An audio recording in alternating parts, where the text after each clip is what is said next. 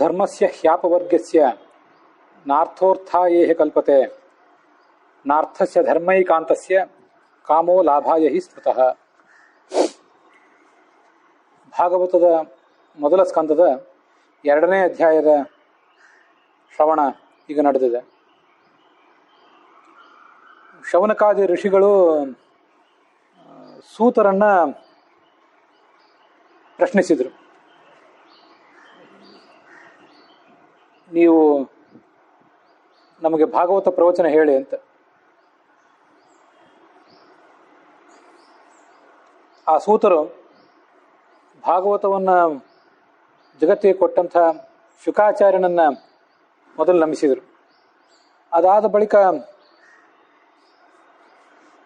ನೀವು ಈ ಭಾಗವತವನ್ನು ಕೇಳಬೇಕು ಅಂತ ಏನು ಪ್ರಯತ್ನ ಪಟ್ಟಿದ್ದೀರಿ, ಅದಕ್ಕಾಗಿ ಒಂದೇನು ಪ್ರಶ್ನೆ ಮಾಡಿದ್ದೀರಿ. ಈ ಪ್ರಶ್ನೆ ಉಚಿತ ಆಗಿದೆ. ಇಂಥ ಒಂದು ಗ್ರಂಥದ ಕುರಿತಾಗಿ ನಾವು ಶ್ರವಣ ಮಾಡಿದರೆ ನಮ್ಮ ಎಲ್ಲ ಥರದ ಪಾಪಗಳು ಪರಿಹಾರ ಆಗ್ತವೆ ಮತ್ತು ಅದು ಮುಕ್ತಿಗೆ ಕಾರಣ ಆಗ್ತದೆ ಅಂತ ಅವರು ಪ್ರಶಂಸೆ ಮಾಡಿದರು. ಅಲ್ಲಿ ಕಳೆದ ದಿವಸ ನಾವು ನೋಡಿದ ಶ್ಲೋಕ ಇದು. ಧರ್ಮ ಸ್ವನುಷ್ಠಿತ ಪುಂಸಾಂ ವಿಶ್ವಕ್ಸೇನ ಕಥಾಶ್ರಯಾಂ ನೋತ್ಪಾದಯೇ ಜಜಿರತಿಂ ಶಮ ಏವ ಹಿ ಕೇವಲಂ ಅಂತ. ಈ ಧರ್ಮಾಚರಣೆಯನ್ನು ನಾವು ಕಷ್ಟಪಟ್ಟು ಮಾಡ್ತೇವೆ, ಆದರೆ ಬೆಳಗ್ಗೆ ಎದ್ದಾಗಿಂದ ಸಾಯಂಕಾಲ ಮಲಗುವವರೆಗೆ, ಹುಟ್ಟಿದಾರಭ್ಯ ಸಾಯುವವರೆಗೆ ಮನುಷ್ಯ ಏನು ಧರ್ಮಾಚರಣೆ ಮಾಡ್ತಾನೆ, ಅದರಿಂದ ಭಗವಂತನ ಕುರಿತಾಗಿ ಶ್ರವಣ ಮಾಡಬೇಕು ಅನ್ನೋ ಆಸಕ್ತಿ ಬರಬೇಕು. ಅದು ಬರದೆ ಕೇವಲ ಧರ್ಮಾಚರಣೆ ಒಂದನ್ನೇ ಮಾಡ್ತಾ ಹೋದರೆ ಅದು ದೇಹಕ್ಕೆ ಶ್ರಮ ಅಷ್ಟೆ. ಧರ್ಮಾಚರಣೆ ಮಾಡುವುದೇನು ಸುಲಭ ಅಲ್ಲ, ನಮಗದು ಗೊತ್ತಿದೆ. ಬೆಳಗ್ಗೆ ಏಳುವುದರಿಂದ ಹಿಡಿದು ಸಾಯಂಕಾಲ ಮಲಗುವವರೆಗೆ ಇವು ಕೆಲವು ಧಾರ್ಮಿಕ ಆಚರಣೆಗಳಾದವು. ಸತ್ಯ ಹೇಳುವುದು, ಅಹಿಂಸೆ ಮೊದಲಾದಂತಹ ಧರ್ಮಾಚರಣೆಗಳು ಇನ್ನು ಕೆಲವಿವೆ. ಈ ಥರದ್ದು ನೂರಾರು ಇವೆ ಧರ್ಮಾಚರಣೆಗಳು. ಕೆಲವು ಆಚರಣೆಗಳು, ಕೆಲವು ಮೌಲ್ಯಗಳು, ಆದರ್ಶಗಳು. ಇಂಥ ಅನೇಕ ಥರದ ಆಚರಣೆಗಳಿವೆ. ಆ ಅನೇಕ ಥರದ ಆಚರಣೆಗಳನ್ನೆಲ್ಲ ನಾವು ಆಚರಿಸುವುದು ಅಷ್ಟು ಸುಲಭದ ಕೆಲಸ ಏನಲ್ಲ. ಅನೇಕ ಥರದ ದೈಹಿಕ ಕ್ಲೇಶ ಆಗ್ತದೆ, ಮಾನಸಿಕ ಕ್ಲೇಶ ಆಗ್ತದೆ. ಇಷ್ಟನ್ನೆಲ್ಲ ನಾವು ಅನುಭವಿಸಿ ಈ ಧರ್ಮಗಳನ್ನು ಆಚರಿಸಬೇಕಾಗ್ತದೆ. ಆದರೆ ಇಷ್ಟೆಲ್ಲ ಕಷ್ಟಪಟ್ಟು ಕೂಡ ಭಗವಂತನ ಕುರಿತಾಗಿ ಶ್ರವಣ ಮಾಡಬೇಕು, ಮನನ ಮಾಡಬೇಕು, ಧ್ಯಾನ ಮಾಡಬೇಕು ಅನ್ನೋ ಆಸಕ್ತಿನೇ ಬರದೇ ಹೋದರೆ, ಅದರಿಂದ ಅಂತಹ ಧರ್ಮವನ್ನು ಆಚರಣೆ ಮಾಡಿದ್ರಿಂದ ಲಾಭ ಏನೂ ಇಲ್ಲ. ಕೇವಲ ದೇಹಕ್ಕೆ ಮನಸ್ಸಿಗೆ ಶ್ರಮ ಅಷ್ಟೇ. ಧರ್ಮಾಚರಣೆ ಮಾಡುವಾಗಲೂ ಶ್ರಮ, ಮಾಡಿದ ಬಳಿಕನೂ ಕೂಡ ಶ್ರಮವೇ. ಈ ಧರ್ಮಾಚರಣೆಯಿಂದ ಸಿಗುವುದೇನು? ಸ್ವರ್ಗ, ಒಂದಿಷ್ಟು ಸುಖ ಸಿಕ್ಕಿತ್ತು. ಈ ಜಗತ್ತಿನಲ್ಲಿ ಒಂದಿಷ್ಟು ಸುಖ ಸಿಕ್ಕಿತ್ತು, ಸಿಗದೇ ಇರಬಹುದು. ಸ್ವರ್ಗ ಸಿಕ್ಕಿತ್ತು, ಆದರೆ ಶಾಶ್ವತವಾದ ಭಗವಂತನ ಸ್ಥಾನ ಸಿಗೋದಿಲ್ಲ. ಆದ್ದರಿಂದ ಈಗಲೂ ಕಷ್ಟ, ಆಮೇಲೂ ಕೂಡ ಕಷ್ಟವೇ ಈ ಧರ್ಮಾಚರಣದಿಂದ ಅನ್ನೋದನ್ನು ಹಿಂದೆ ನೋಡಿದ್ವಿ. ಅದರ ಅನುವಾದವನ್ನು ಇವತ್ತು ಮತ್ತೆ ನಾವು ಕೇಳಿದ್ದೀವಿ. ಧರ್ಮಾಚರಣೆಗೆ ಫಲ ಏನು ಅದನ್ನು ಮತ್ತೊಂದು ಶ್ಲೋಕದಲ್ಲಿ ಈಗ ಹೇಳ್ತಿದ್ದಾರೆ. ಧರ್ಮಸ್ಯ ಹಿ ಅಪವರ್ಗಸ್ಯ ಅಂತ. ಅಪವರ್ಗ ಅಂದರೆ ಮೋಕ್ಷ. ಧರ್ಮಾಚರಣೆ ಇರುವುದೇ ತತ್ವಜ್ಞಾನವನ್ನು ನಮಗೆ ಕೊಟ್ಟು ಆ ಮೂಲಕ ಮೋಕ್ಷಕ್ಕೆ. ಒಂದು ಸಂಸ್ಕೃತದ ಪ್ರಸಿದ್ಧ ಸುಭಾಷಿತ ಇದೆ, ನನಗೆ ಯಾವತ್ತೂ ನೆನಪಿಗೆ ಬರ್ತಿರ್ತದೆ. ಭಾಗವತದಲ್ಲಿಯೂ ಅಂಥ ಒಂದು ಮಾತಿದೆ. ಅತ್ರ ಆಹಾರಾರ್ಥಂ ಕರ್ಮ ಕುರ್ಯಾದ ಅನಿಂದ್ಯಂ ಕುರ್ಯಾದ ಆಹಾರಂ ಪ್ರಾಣಸಂಧಾರಣಾರ್ಥಂ ಪ್ರಾಣಸಂಧಾರ್ಯಾ ತತ್ವಜಿಜ್ಞಾಸನಾರ್ಥಂ ತತ್ವಂ ಜಿಜ್ಞಾಸ್ಯಂ ಏನ ಭೂಯೋ ನ ದುಃಖಂ ಅಂತ. ಈ ಜಗತ್ತಿನಲ್ಲಿ ಏನಾದರೂ ಪ್ರತಿಯೊಬ್ಬರು ಒಂದಲ್ಲ ಒಂದು ಉದ್ಯೋಗ ಮಾಡಬೇಕು, ಉದ್ಯೋಗ, ವ್ಯಾಪಾರ ಮೊದಲಾದವುಗಳನ್ನು. ಅದು ಯಾಕೆ ಮಾಡಬೇಕು ಅಂದರೆ ಆಹಾರಾರ್ಥಂ, ಹೊಟ್ಟೆಪಾಡಿಗಾಗಿ ಒಂದು ಉದ್ಯೋಗ. ಅದು ಹಾಗಾದರೆ ಉದ್ಯೋಗ ಇರುವುದು ಹೊಟ್ಟೆಪಾಡಿಗಾಗಿ. ಆ ಹೊಟ್ಟೆಗೆ ನಾವು ಆಹಾರ ತಗೊಳ್ಳುವುದು ಯಾಕಾಗಿ ಅಂದರೆ ಪ್ರಾಣಾಸ್ ಕುರ್ಯಾದ ಆಹಾರಂ ಪ್ರಾಣಸಂಧಾರಣಾರ್ಥಂ. ಬದುಕಿರಬೇಕಾದ್ರೆ ಆಹಾರ ಬೇಕು. ಬದುಕುವುದು ಯಾಕೆ? ಪ್ರಾಣಸಂಧಾರ್ಯ ತತ್ವಜಿಜ್ಞಾಸನಾರ್ಥಂ. ಬದುಕಿನ ಅತಿ ದೊಡ್ಡ ಗುರಿಯೇ ತತ್ವಜ್ಞಾನ ಸಂಪಾದನೆ ಮಾಡೋದು. ತತ್ವಂ ಜಿಜ್ಞಾಸ್ಯಂ ಏನ ಭೂಯೋ ನ ದುಃಖಂ. ತತ್ವ ಜಿಜ್ಞಾಸೆ ಮಾಡುವುದು ಇನ್ನೆಂದೂ ಮತ್ತೆ ಮರಳಿ ಜನನ ಮರಣ ರೂಪವಾದ ಸುಖ ದುಃಖಗಳ ಚಕ್ರ ರೂಪವಾದಂಥ ಈ ಸಂಸಾರಕ್ಕೆ ಬರದೇ ಇರುವುದು ಅದರ ಉದ್ದೇಶ. ಅದಿಲ್ಲದೆ ಹೋದರೆ, ಈ ಉದ್ದೇಶವೇ ಈಡೇರದೆ ಹೋದರೆ, ಆ ಬದುಕಿದ್ದು ಆ ಬದುಕಿಗಾಗಿ ಆಹಾರ ಸ್ವೀಕಾರ ಮಾಡಿ ಆಹಾರಕ್ಕಾಗಿ ಹೊಟ್ಟೆಗಾಗಿ ಗೇಣು ಬಟ್ಟೆಗಾಗಿ ಒಂದಿಷ್ಟೇನೋ ಉದ್ಯೋಗ ವ್ಯವಹಾರಗಳನ್ನು ಮಾಡುವುದು ಕೂಡ ಅರ್ಥಹೀನ ಅಂತ ಆಗಿಬಿಡ್ತದೆ. ಪ್ರಾಣ ಸಂಧಾರ್ಯ ತತ್ವಜಿಜ್ಞಾಸನಾರ್ಥಂ. ಅದಕ್ಕೆ ಹೀಗೆ ಧರ್ಮಾಚರಣೆ ಅಂತನ್ನುವುದು ಇರುವುದು ಇಂಥ ಒಂದು ಮೋಕ್ಷದ ಫಲಕ್ಕಾಗಿ. ಈ ಜಗತ್ತಿನಲ್ಲಿ ಧನ ಸಂಪತ್ತು ಬರಬೇಕು, ಅದಕ್ಕಾಗಿ ಧರ್ಮಾಚರಣೆ ನಾವು ಮಾಡ್ತೀವಿ ಅಂತನ್ನುವುದು ಧರ್ಮಾಚರಣೆ ಫಲ ಅಲ್ಲ. ಧರ್ಮಾಚರಣೆ ಅಂದರೆ ಧಾರ್ಮಿಕ ಕ್ರಿಯೆಗಳೂ ಹೌದು, ಹಾಗೆ ಸತ್ಯ ಅಹಿಂಸೆ ಮೊದಲಾದಂಥ ಆದರ್ಶಗಳೂ ಹೌದು. ಇವೆರಡನ್ನೂ ಆಚರಿಸುವುದಕ್ಕೆ ಈ ಜಗತ್ತಿನಲ್ಲಿ ಏನೋ ಒಂದು ಸಂಪತ್ತು, ಸ್ಥಾನ, ಮಾನ, ಧನ ಸಿಗ್ತದಲ್ಲ, ಅದು ಅದಕ್ಕೆ ತಕ್ಕ ಫಲ ಅಲ್ಲ. ಅದರಿಂದ ಸಿಗೋದಿಲ್ಲ ಅಂತಲ್ಲ. ಧರ್ಮಾಚರಣೆ ಮಾಡಿದರೆ ಈ ಜಗತ್ತಿನಲ್ಲೂ ನಮಗೆ ಸುಖ ಸಿಕ್ಕಿತು, ಸಿಗೋದಿಲ್ಲ ಅಂತಲ್ಲ. ಆದರೆ ಅದೇ ಮಹಾಫಲ ಅಲ್ಲ. ಮಹಾಫಲ ಮೋಕ್ಷವೇ. ಮತ್ತು ಈ ಧನ ಸಂಪತ್ತು ನಾವು ಗಳಿಸ್ತೀವಲ್ಲ, ಧನ ಸಂಪತ್ತಾದರೂ ಯಾತಕ್ಕೆ? ಅದು ಇರುವುದು ಧರ್ಮದ ಆಚರಣೆಗಾಗಿ. ಧನ ಉಪಯೋಗ ಮಾಡಿ ಧರ್ಮಾಚರಣೆ ಮಾಡಬೇಕು. ನಾವು ಮಾಡುವ ಎಲ್ಲ ಧರ್ಮಾಚರಣೆಗಳಿಗೂ ಧನ ಏನು ಬೇಕಾಗಿಲ್ಲ. ಆದರೆ ಕೆಲವು ಧರ್ಮಾಚರಣೆಗಳಿಗಾದರೂ ಧನ ಬೇಕಾಗ್ತದೆ. ಯಾವುದಾದ್ರೂ ಯಜ್ಞ, ಯಾಗ, ಶಾಂತಿ ಮೊದಲಾದವುಗಳನ್ನು ಮಾಡಲಿಕ್ಕೆ ಧನ ಬೇಕು. ಮತ್ತು ಮೂಲಭೂತವಾಗಿಯೇ ಈ ಧನ ಇಲ್ಲದೆ ಹೋದರೆ ಧರ್ಮಾಚರಣೆ ಕಡೆಗೆ ಮನಸ್ಸು ಹೋಗೋದಿಲ್ಲ. ಸರ್ವಾರಂಭ ತಂಡುಲ ಪ್ರಸ್ಥಮೂಲ ಅಂತ ಹೇಳ್ತಿರ್ತಾರೆ. ಹಸಿದ ಹೊಟ್ಟೆಗಳಿಗೆ ವೇದಾಂತದಿಂದ ಉಪಯೋಗ ಏನು ಅಂತ ಕ್ರಾಂತಿಕಾರಿಗಳು ಕೇಳ್ತಿರ್ತಾರೆ. ಅದರಿಂದ ತೀರಾ ಬಡವರಾದವರಿಗೆ, ಹೊಟ್ಟೆಪಾಡಿಗೆ ಕಷ್ಟಪಡ್ತಿರುವವರಿಗೆ, ಮತ್ತು ಆ ಥರ ಕಷ್ಟಪಟ್ಟು ಕೂಡ ಅವರಿಗೆ ಹೊಟ್ಟೆ ತುಂಬದೇ ಇದ್ದಂಥವರಿಗೆ ವೇದಾಂತವನ್ನು ಹೇಳಲಿಕ್ಕೆ ಹೊರಟ್ರೆ ಅದು ಅವರಿಗೆ ಅದು ಅರ್ಥವೂ ಆಗೋದಿಲ್ಲ, ಅನಗತ್ಯನೂ ಆಗಿಬಿಡ್ತದೆ. ಅದರಿಂದ ಒಂದು ಮಟ್ಟಿಗಾದರೂ ಹೊಟ್ಟೆ ತುಂಬಬೇಕು, ಒಂದು ಜೀವನಕ್ಕೊಂದು ನೆಮ್ಮದಿ ಇರಬೇಕು. ಅಷ್ಟಿದ್ದರೆ ಆವಾಗ ಧರ್ಮಾಚರಣೆ. ಕೆಲವು ಬಾರಿ ಧರ್ಮಾಚರಣೆಯನ್ನು ಮಾಡಿದಾಗಲೇ ನೆಮ್ಮದಿ ಬರುವುದೂ ಇದೆ. ಮತ್ತು ನೆಮ್ಮದಿ ಇದ್ದರೆ, ಆರ್ಥಿಕ ಸ್ಥಿರತೆ ಒಂದಿದ್ದರೆ ಅದರಿಂದ ಧರ್ಮಾಚರಣೆ ಅನ್ನುವುದು ಏನು ಸುಳ್ಳಲ್ಲ. ಅವೆರಡೂ ಒಂದಕ್ಕೊಂದು ಪೂರಕ. ಆ ಧನ ಸಂಪಾದನೆ ಮಾಡುವುದಕ್ಕೂ ಕೂಡ ಇಷ್ಟೆಲ್ಲ ಕಷ್ಟಪಟ್ಟು ಧನ ಸಂಪಾದನೆ ಮಾಡ್ತೀವಲ್ಲ, ಅದು ಧರ್ಮವನ್ನು ಆಚರಿಸಲಿಕ್ಕಾಗಷ್ಟೆ. ಧನಾಧರ್ಮಂ ತತಃಸುಖಂ ಅಂತ ಒಂದು ಸುಭಾಷಿತ. ಧನ ಸಂಪಾದನೆ ಮಾಡ್ತೀವಿ, ಅದರಿಂದ ಧರ್ಮಾಚರಣೆ ಮಾಡ್ತೀವಿ, ಮುಂದೆ ಅದರಿಂದ ಸುಖ ಆಗ್ತದೆ. ಹೊರತು ಕೇವಲ ವಿಷಯ ಸುಖ, ಧನ ಸಂಪಾದನೆ ಮಾಡಿ ವಿಹಾರ, ಆಮೋದ, ಪ್ರಮೋದ ಮಾಡುವುದು ಅದೇನು ಫಲ ಅಲ್ಲ. ಹೀಗೆ ಧನ ಸಂಪಾದನೆ ಮಾಡೋಣ, ಧನ ಬೇಕು. ಆ ಧನ ಸಂಪಾದನೆ ಮಾಡಿ ಅದರಿಂದ ಧರ್ಮಾಚರಣೆ ಮಾಡೋಣ. ಧರ್ಮಾಚರಣೆ ಯಾಕೆ ಮಾಡೋಣ ಅಂದರೆ ಲೌಕಿಕ ಲಾಭಗಳಿಗಾಗಿ ಮಾಡುವುದು ಬೇಡ. ಅದನ್ನು ನಾವು ಮೋಕ್ಷಕ್ಕಾಗಿ, ತತ್ವ ಜಿಜ್ಞಾಸೆಗಾಗಿಯೇ ಆ ಧರ್ಮಾಚರಣವನ್ನು ಉಪಯೋಗ ಮಾಡೋಣ.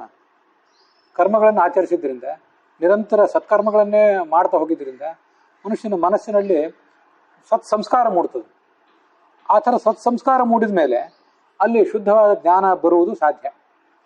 ಅದರಿಂದ ಕರ್ಮ ಬೇಕು, ಧರ್ಮಾಚರಣೆ ಬೇಕು. ಅದು ತತ್ವಜ್ಞಾನದ ಮೂಲಕ ಮೋಕ್ಷಕ್ಕೆ ಕಾರಣ ಆಗಬೇಕು.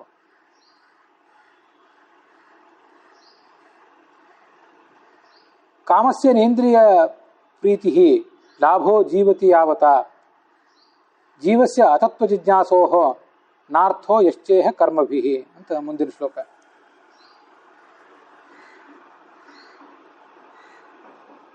ವಿಷಯ ಸುಖ ನಮಗೆಲ್ಲರಿಗೂ ಬೇಕೇ ಬೇಕು. ಕೆಲವರಿಗೆ ಭಾಳ ಬೇಕಾಗಬಹುದು, ಕೆಲವರಿಗೆ ಸ್ವಲ್ಪ ಬೇಕಾಗಬಹುದು ಇಷ್ಟೇ. ಅಂತೂ ಆ ಸುಖ ಅಂತನ್ನೋದು ಎಲ್ರಿಗೂ ಕೂಡ ಬೇಕೇ ಬೇಕು. ಆ ಸುಖ ಇಲ್ಲದೆ ಯಾರು ಕೂಡ ಬದುಕೋದು ಸಾಧ್ಯ ಇಲ್ಲ. ಕಣ್ಣಿಂದ ರೂಪವನ್ನು ನೋಡಬೇಕು, ಕಿಳಿಯಿಂದ ಶಬ್ದ ಕೇಳಬೇಕು, ಮೂಗಿನಿಂದ ಗಂಧ ಮೂಸಬೇಕು, ಏನು ಮುಟ್ಟಬೇಕೋ ಅದನ್ನು ಮುಟ್ಟಬೇಕು, ಕೈಯಿಂದ ಏನು ತೊಗೋಬೇಕೋ ಅದನ್ನು ತೊಗೊಳ್ಬೇಕು, ಕಾಲಿನಿಂದ ಎಲ್ಲಿ ಹೋಗಬೇಕೋ ಅಲ್ಲಿ ಹೋಗಬೇಕು. ಅಂತೂ ವಿಷಯ ಸುಖ ಆಗಬೇಕು. ಆದರೆ ಅದು ಆ ವಿಷಯ ಸುಖನೇ ಪರಮ ಪುರುಷಾರ್ಥ ಅಂತ ತಿಳ್ಕೊಳ್ಬಾರ್ದಷ್ಟೇ. ರೂಪ, ರಸ, ಗಂಧ, ಸ್ಪರ್ಶ ಇದನ್ನೆಲ್ಲ ನೋಡ್ತಾ ಇದ್ದರೆ, ಕೈಯಿಂದ ಏನನ್ನೋ ತಗೋತಾ ಇದ್ದರೆ, ಕಾಲಿನಿಂದ ಎಲ್ಲಿಯೋ ಹೋಗ್ತಾ ಇದ್ದರೆ, ಮಲಮೂತ್ರ ವಿಸರ್ಜನೆ ನಡೆದಿದ್ರೆ, ಕರ್ಮೇಂದ್ರಿಯಗಳ ಪ್ರವೃತ್ತಿ ಹೇಳಿದೆ. ಮಲಮೂತ್ರ ವಿಸರ್ಜನೆ ಆಗ್ತಿರ್ಬೇಕು, ಮನುಷ್ಯನಿಗೆ ದಾಂಪತ್ಯ ಸುಖನೂ ಬೇಕು, ಮಾತಿನಿಂದ ನಾಲಿಗೆಯಿಂದ ಮಾತಾಡಬೇಕು, ಇದು ಕರ್ಮೇಂದ್ರಿಯಗಳ ಕೆಲಸ. ಕಣ್ಣಿಂದ ನೋಡಬೇಕು, ಕಿವಿಯಿಂದ ಕೇಳಬೇಕು, ಅದೆಲ್ಲ ಅದೂ ಆಗಬೇಕು. ಇಷ್ಟೆಲ್ಲ ಆಗ್ತಿದ್ರೆ ಮನುಷ್ಯ ಬದುಕಿರ್ತಾನೆ. ಇಲ್ಲೇ ಹೋದರೆ ಬದುಕಿಗೆ ಧಕ್ಕೆ ಬಂದು ಒದಗ್ತದೆ. ಹಾಗೆ ಬದುಕಿಗೆ ಧಕ್ಕೆ ಬಂದು ಒದಗಿಬಿಟ್ರೆ ಮುಂದೆ ಅವನು ಏನು ಭಗವಂತನ ಸೇವಾ ಮಾಡ್ತಾನೆ, ಭಾಗವತರ ಸೇವಾ ಮಾಡ್ತಾನೆ? ಒಟ್ಟಾರೆ ಜೀವನದ ಉದ್ದೇಶನೇ ದೇವರ ಸೇವಾ ಮತ್ತು ದೇವರ ಭಕ್ತರ ಸೇವಾ. ಆದರೆ ಅದನ್ನೇ ಮಾಡದೆ ಹೋದರೆ, ಬದುಕಿಗೆ ಸಂಚಕಾರ ತಂದುಕೊಂಡ್ರೆ ಆ ಬದುಕಿದ್ದೇನು ಉಪಯೋಗ?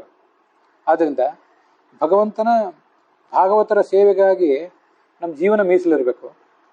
ಹಾಗೆ ಇರಬೇಕಾದ್ರೆ ಉಸಿರಾಡಬೇಕು, ಬದುಕಿರಬೇಕು, ಇಂದ್ರಿಯಗಳು ಸ್ಥಿರವಾಗಿರಬೇಕು. ಒಂದು ವೇದ ಮಂತ್ರ ಇದೆ, ಭದ್ರಂ ಕರ್ಣೇ ವಿಷ್ಣುಯಾಮ ದೇವಾಹ ಭದ್ರಂ ಪಶ್ಯೇಮಾಕ್ಷಭಿರಿ ಯಜತ್ರಾಹ ಸ್ಥಿರೈರಂಗೈ ಸ್ತುಷ್ಟುವಾಂ ಸಸ್ತನೋಭಿ ವ್ಯಷೇಮ ದೇವಹಿತೈ ಯದಾಯು ಅಂತ. ಭದ್ರಂ ಕರ್ಣೇಭಿ, ನಮ್ಮ ಕಿವಿಯಿಂದ ಮಂಗಳಕರವಾದನ್ನು ಕೇಳೋಣ, ಮಂಗಳಕರವಾದ ವಾರ್ತೆಗಳನ್ನು ಕೇಳೋಣ. ಯಾವುದ್ಯಾವುದೋ ಕರ್ಕಶವಾದ ಶಬ್ದಗಳನ್ನು, ಕೆಲಸಕ್ಕೆ ಬಾರದ ಶಬ್ದಗಳನ್ನು ಕೇಳ್ತಿರ್ತೇವೆ, ಅಪವಿತ್ರವಾದ ಮಲಿನ ಶಬ್ದಗಳನ್ನು ಕೇಳ್ತಿರ್ತೀವಿ, ಕೆರಳಿಸುವ ಶಬ್ದಗಳನ್ನು ಕೇಳ್ತಿರ್ತೇವೆ. ಆದರೆ ಮಂಗಲಕರವಾದ ಶಬ್ದಗಳನ್ನು ಕೇಳೋಣ. ಯಾರಿಗೋ ಒಳ್ಳೇದಾಯಿತು, ಅವ್ರಿಗೆ ಒಳ್ಳೇದಾಯಿತು, ಇವ್ರಿಗೆ ಒಳ್ಳೇದಾಯಿತು, ಉಪನಯನ, ವಿವಾಹ, ಅವಷ್ಟೇ ಮಂಗಳ ಅಲ್ಲ, ಅದೂ ಹೌದು. ಮಂಗಳಕರವಾದ ಶಬ್ದ ಅಂದರೆ ಶಾಸ್ತ್ರದ ಶಬ್ದವೇ, ಅದನ್ನು ಕೇಳೋಣ. ಭದ್ರಂ ಕರ್ಣೇ ವಿಷ್ಣುಯಾಮ ದೇವಾಹ ಭದ್ರಂ ಪಶ್ಯೇಮ ಅಕ್ಷಭಿರಿ ಯಜತ್ರಾಹ. ಕಣ್ಣಿನಿಂದ ಮಂಗಳಕರವಾದ್ದನ್ನು ನೋಡೋಣ. ಅದೇನು ಮಂಗಳಕರವಾದ್ದನ್ನು ನೋಡೋದು ಅಂದರೆ ಭಗವಂತನ ಮಂಗಳಕರವಾದ ರೂಪವನ್ನು ನೋಡೋಣ. ಮತ್ತು ಭಾಗವತರ ಸೇವಾ ಮಾಡೋಣ. ಭಾಗವತರನ್ನು ಕಣ್ಣಿಂದ ನೋಡಿ ಅವರ ಸೇವಾ ಮಾಡೋಣ. ಭಗವಂತನ ಪ್ರತೀಕಗಳು ಆ ಭಾಗವತರು ಅಂದರೆ, ಅದರಿಂದ ಅವರನ್ನೆಲ್ಲರನ್ನೂ ನೋಡೋಣ. ಇದು ಕಣ್ಣಿನಿಂದ ನಾವು ನೋಡುವುದಕ್ಕೆ ಸಾಫಲ್ಯ. ಭದ್ರಂ ಪಕ್ಷ್ಯೇಮ ಅಕ್ಷಭಿಹಿ ಯಜತ್ರಾಹ. ಇದು ಹೇಳಿದ್ಯಾರಿಗೆ ಅಂದರೆ ಯಜ್ಞ ಮಾಡುವವರಿಗೆ. ಈ ನಾವೇನು ಯಜ್ಞ ಮಾಡ್ತಿಲ್ಲ, ಅದರಿಂದ ನಮಗೆ ಈ ಮಾತು ಯಾವ ಕಾರಣದಿಂದಲೂ ಅನ್ವಿತ ಆಗೋದಿಲ್ಲ ಅಂತ ನಾವೇನು ತಪ್ಪು ತಿಳಿಬೇಕಾಗಿಲ್ಲ. ನಾವೆಲ್ಲ ಯಜ್ಞ ಮಾಡ್ತಾನೇ ಇದ್ದೀವಿ. ಪುರುಷೋಭಾವ ಯಜ್ಞ. ಪುರುಷ ಅಂದರೆ ಗಂಡಸ ಮಾತ್ರ ಅಲ್ಲ, ಗಂಡಸಾಗಲಿ, ಹೆಂಗಸಾಗಲಿ, ಪಂಡಿತ ಆಗಲಿ, ಪಾಮರನಾಗಲಿ, ಯಾವ ಜಾತಿ ವರ್ಗ ಇತ್ಯಾದಿ ಯಾರೇ ವ್ಯಕ್ತಿ ಇರಲಿ, ಅವನು ಸನ್ಯಾಸಿ ಇರಲಿ, ಗೃಹಸ್ಥ ಇರಲಿ, ಬ್ರಹ್ಮಚಾರಿ ಇರಲಿ, ಅವನ ಜೀವನದಿಂದ ಒಂದು ಜೀವನ ಇರುವುದೇ ಯಜ್ಞಕ್ಕಾಗಿ. 116 ವರ್ಷಗಳ ಯಜ್ಞ ಇದೆ. ಅಲ್ಲಿ ಮೊದಲು 24 ವರ್ಷದ ಹಿಂದಿನ ಕಾಲದಲ್ಲಿ ಯಜ್ಞ 3 ಹೊತ್ತಿನಲ್ಲಿ ಮಾಡ್ತಿದ್ರು. ಈಗೆಲ್ಲ ಅಷ್ಟು ಮಾಡ್ಲಿಕ್ಕೆ ಪುರುಸೊತ್ತಿಲ್ಲ, ಅದರಿಂದ ಒಂದೇ ಹೊತ್ತಿನಲ್ಲಿ ಯಜ್ಞ ಮಾಡಿ ಕೈ ತೊಳ್ಕೊಳ್ತಾ ಇರ್ತಾರೆ, ಕೃಷ್ಣಾರ್ಪಣ ಹೇಳ್ತಿದ್ದಾರೆ. ಪ್ರಾತಃ ಸವನ, ಮಾಧ್ಯಂದಿನ ಸವನ ಮತ್ತು ಸಾಯಂ ಸವನ ಅಂತ 3 ಹೊತ್ತಿನಲ್ಲಿ ಯಜ್ಞ ಮಾಡ್ತಿದ್ರು. ತ್ರಿಕಾಲ ಪೂಜಾ ಅಂತ ಹೇಗಿರ್ತಿರ್ತದಲ್ಲ, ಆ ಥರ 3 ಹೊತ್ತಿನ ಯಜ್ಞ ಮಾಡ್ತಿದ್ರು. ಆದ್ದರಿಂದ ಇವೆಲ್ಲವೂ ಯಜ್ಞವೇ. ಪ್ರಾತಃಸವನ ಅಂದರೆ ಜೀವನದ ಮೊದಲ 24 ವರ್ಷ. ಮಾಧ್ಯಂದಿನ ಸವನ ಅಂದರೆ ಮುಂದಿನ 44 ಅಥವಾ 48 ವರ್ಷ, ಅದು ಮಧ್ಯಾಹ್ನದ ಯಜ್ಞ. ಅದ್ರ ಮುಂದಿದ್ದು ಒಟ್ಟಾರೆ 116 ವರ್ಷ. ತಸ್ಯ ಷೋಡಶೋತ್ತರಂ, 116 ವರ್ಷಗಳ ಜೀವನ. ಎಲ್ಲರೂ ಆ ಥರ ಬದುಕ್ತಾರೆ ಅಂತಿಲ್ಲ, ಕೆಲವರು ದೊಡ್ಡವರು ಬದುಕ್ತಿದ್ರು. ಅದರಲ್ಲಿ 24, 48, 44 ಅಥವಾ 24, 44, 48 ಹೀಗೆ ಬದುಕಿದ್ರೆ ಅದು ಪೂರ್ಣವಾದ ಜೀವನ. ಅದೆಲ್ಲ ಭಗವಂತನ ಪೂಜಾಕ್ಕಾಗಿ ಮೀಸಲಾಗಿರಬೇಕು. ಅದರಿಂದ ಯಜತ್ರಾಹ ಅಂದರೆ ಯಜ್ಞ ಮಾಡ್ತಿರುವಂತಹ ಪ್ರತಿಯೊಬ್ಬ ವ್ಯಕ್ತಿಗಳಿಗೂ ಈ ಮಾತು ಹೇಳಿದ್ದು. ಸ್ತ್ರೀಯರೇ, ಪುರುಷರೇ, ಪಂಡಿತರೇ, ಪಾಮರರೇ, ಎಲ್ಲ ಜಾತಿ ಜನವರ್ಗಗಳಿಗೆ ಸೇರಿದವರೇ, ಸನ್ಯಾಸಿಗಳೇ, ಗೃಹಸ್ಥರೇ, ವಾನಪ್ರಸ್ಥರೇ, ಬ್ರಹ್ಮಚಾರಿಗಳೇ, ನೀವೆಲ್ಲ ಯಜ್ಞ ಮಾಡುವವರೇ. ನೀವು ಎಲ್ಲರೂ ಯಜ್ಞ ಮಾಡ್ತಾ ಇದ್ದೀವಿ. ನಾವೆಲ್ಲರೂ ನಮ್ಮ ಕಣ್ಣುಗಳಿಂದ ಭದ್ರವಾದ ಮಂಗಳಕರವಾದನ್ನು ನೋಡೋಣ. ಎತ್ತೇ ರೂಪಂ ಕಲ್ಯಾಣತಮಂ ತತ್ತೇ ಪಶ್ಯಾಮಿ. ಈಗ ಕಣ್ಣುಗಳಿಂದ ವಿಗ್ರಹಗಳನ್ನು ನೋಡೋಣ, ಭಾಗವತರನ್ನು ನೋಡೋಣ. ಮುಂದೆ ಆ ಭಗವಂತನನ್ನ ಕಲ್ಯಾಣೋತ್ತಮವಾದ ರೂಪವನ್ನೇ ನೋಡೋಣ, ಈಶಾವಾಸ್ಯ ಉಪನಿಷತ್ತು ಹೇಳಿದಂತೆ. ಹೀಗೆ ಕಣ್ಣುಗಳಿಂದ ಅದನ್ನು ನೋಡೋಣ, ಕಿವಿಗಳಿಂದ ಅದಕ್ಕಾಗಿ ಮಂಗಳಕರವಾದ ಶಬ್ದವನ್ನು ಕೇಳೋಣ. ಇದೆ ಹಿಂದಿನ 5ನೇ ಶ್ಲೋಕದಲ್ಲಿ ಬಂತು. ಮುನಯ ಸಾಧು ಪೃಷ್ಟೋಹಂ ಭವದ್ಭಿರ್ ಲೋಕಮಂಗಲಂ. ಶೌನಕಾದಿ ಋಷಿಗಳಿಗೆ ಆ ರೌಮಹರ್ಷಿಣೆ ಹೇಳ್ತಾರೆ, ನೀವು ಕೃಷ್ಣನ ಕುರಿತಾಗಿ ಹೇಳಿ ಅಂತ ನನ್ನನ್ನು ಕೇಳಿದ್ರಲ್ಲ, ನೀವು ಕೇಳಿದ್ದು ಲೋಕಮಂಗಳವನ್ನೇ ಕೇಳಿದಿರಿ.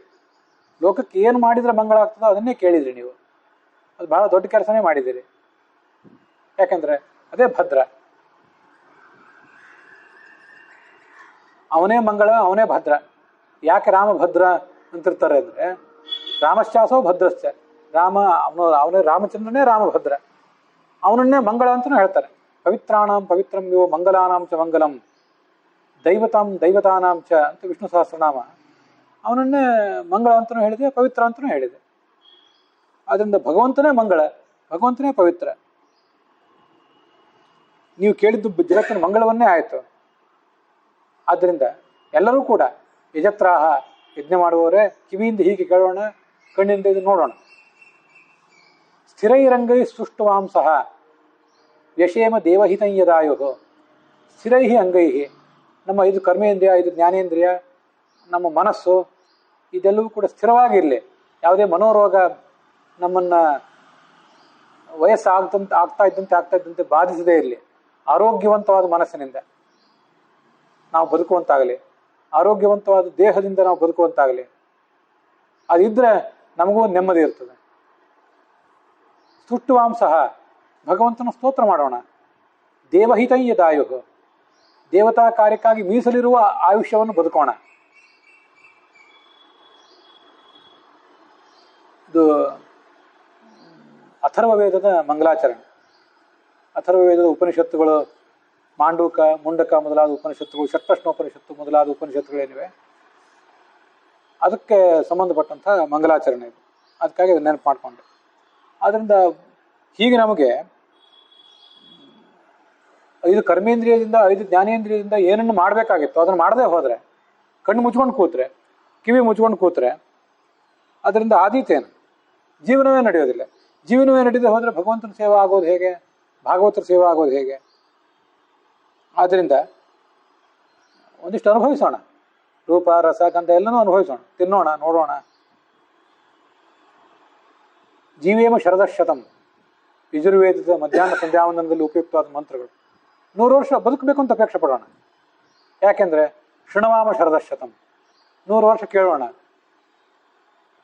ಯಾವಾಗ 100 ವರ್ಷ ಕೇಳೋಣ ಅಂತ ಮನುಷ್ಯ ಹಂಬಲಿಸ್ತಾನೆ ಅಂದರೆ, ನನಗಿನ್ನೂ ಅಜ್ಞಾನ ಇದೆ ಅಂತ ಗೊತ್ತಿದ್ರೆ ಹಂಬಲಿಸ್ತಾನೆ.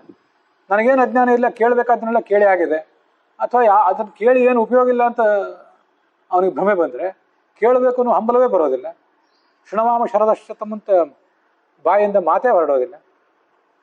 ಆಮೇಲೆ ಪ್ರಬ್ರವಾಮ ಶರದಶತಂ, ನಾವು ಕೇಳುವುದಲ್ಲದೆ ಪ್ರಸಂಗ ಬಂದರೆ ಇನ್ನೊಬ್ಬರಿಗೆ ಅದನ್ನು ಪ್ರವಚನ ರೂಪದಲ್ಲಿ ಹೇಳೋಣ. ಪ್ರಬ್ರವಾಮ ಶರದಶತಂ.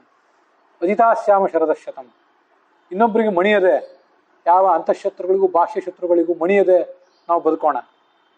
ನಂದಾಮ ಶರದಶತಂ, ಸಂತೋಷದಿಂದ ಬದುಕೋಣ. ಯಾಕೆಂದರೆ ಈ ಸಂತೋಷ ಇದ್ದರೆ ಮುಂದೆ ಅಧ್ಯಾತ್ಮದ ಜೀವನ ಅಂತ ಯಜುರ್ವೇದದ ದಿಗುಪಸ್ಥಾನದಲ್ಲಿ ಬರುವಂಥ ಕೆಲವು ಮಂತ್ರಗಳು. ಆದ್ದರಿಂದ 5 ಕರ್ಮೇಂದ್ರಿಯ, 5 ಜ್ಞಾನೇಂದ್ರಿಯದಿಂದ ಏನು ಅನುಭವಿಸಬೇಕೋ ಅದನ್ನು ಅನುಭವಿಸೋಣ. ಅದೆಲ್ಲ ಗುರಿ ಭಗವಂತನ ಸೇವಾ ಆಗಿರಲಿ. ದೇವಹಿತಂ, ದೇವತಾ ಕಾರ್ಯಕ್ಕಾಗಿ ಮೀಸಲಾಗಿ ನಾವು ಬದುಕೋಣ. ಅದಕ್ಕಿಂತ ಹೆಚ್ಚಿನ ಬೇಡ. ಜೀವತಿ ಯಾವತ, ಎಷ್ಟನ್ನು ಅನುಭವಿಸಿದರೆ ಜೀವನ ನಡೀತದ ಅಷ್ಟು ಸಾಕು. ಕಾಮಸ್ಯ ನ ಇಂದ್ರಿಯ ಪ್ರೀತಿ, ಕಾಮ ಅಂದರೆ ವಿಷಯೋಪಭೋಗ. ಅದಕ್ಕೆ ಇಂದ್ರಿಯಗಳನ್ನು ತೃಪ್ತಿಪಡಿಸುವುದೇ ದೊಡ್ಡ ಉದ್ದೇಶ ಅಲ್ಲ. ವಿಷಯೋಪಭೋಗ ಮಾಡೋಣ, ಅದನ್ನು ಪೂರ್ಣ ನಿಲ್ಲಿಸೇ ಬದುಕಲಿಕ್ಕೆ ಆಗೋದಿಲ್ಲ. ವಿಷಯೋಪಭೋಗ ಮಾಡೋಣ, ಆದರೆ ಇಂದ್ರಿಯಗಳ ತೃಪ್ತಿಗೆ ಆಗೋದು ಅದು ಬೇಡ.